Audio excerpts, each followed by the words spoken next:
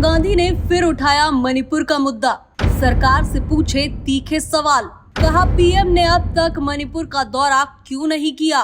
क्या पीएम मोदी मणिपुर पर चुप्पी तोड़कर देंगे जवाब? मणिपुर एक ऐसा राज्य है जो 1 साल से ज्यादा समय से हिंसा, दहशत और अस्थिरता की आग में झुलस रहा है और अब एक बार फिर वहां से दिल दहला देने वाली खबरें सामने आई है।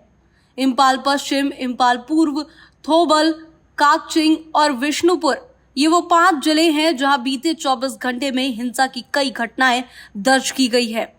प्रशासन ने हालात को काबू में करने के लिए कर्फ्यू लागू कर दिया है।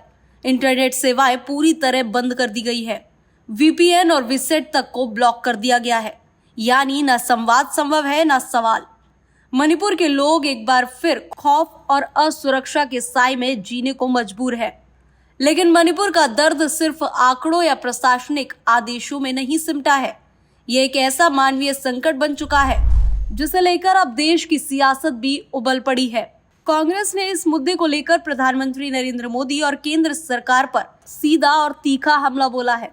पार्टी महासचिव प्रियंका गांधी वाड्रा ने सोशल मीडिया प्लेटफॉर्म एक्स यानी पुराने ट्विटर पर एक भावनात्मक और आक्रोश भरा पोस्ट साझा करते हुए प्रधानमंत्री की चुप्पी पर सवाल उठाया है।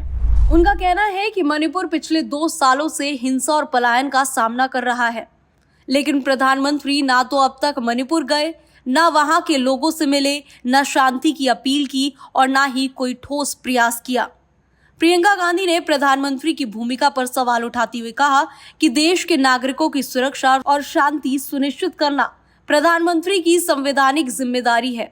इससे पीछे हटना अपने कर्तव्य से मुंह मोड़ना है। वहीं कांग्रेस के वरिष्ठ नेता और पार्टी के संचार प्रभारी जयराम रमेश ने भी बीजेपी पर तीखा प्रहार किया। उन्होंने कहा कि मणिपुर की स्थिति केंद्र सरकार की गलत नीतियों और चुनावी लालच का नतीजा है। जयराम रमेश ने यह भी याद दिलाया कि फरवरी 2022 में बीजेपी ने मणिपुर में अकेले सत्ता पाने की कोशिश की थी, लेकिन 3 मई 2023 से मणिपुर एक बार फिर हिंसा की चपेट में आ गया। उन्होंने खुलासा किया कि इस हिंसा में सैकड़ों निर्दोष लोगों ने अपनी जान गंवाई, हजारों लोग विस्थापित हुए हैं और कई धार्मिक स्थलों को नुकसान पहुंचाया गया है। उन्होंने कहा कि जिस राज्य ने वर्षों की मेहनत से शांति की राह पकड़ी थी, वहां आज प्रशासन असहाय दिख रहा है और केंद्र सरकार खामोश। अब देखना होगा कि प्रियंका गांधी और कांग्रेस के गंभीर आरोपों पर प्रधानमंत्री नरेंद्र मोदी या बीजेपी की ओर से क्या प्रतिक्रिया सामने आती है। मणिपुर जैसे संवेदनशील मुद्दे पर सरकार की अगली रणनीति क्या होगी, इस पर देश की नजरें टिकी है। Bureau report, TV7 Bharat.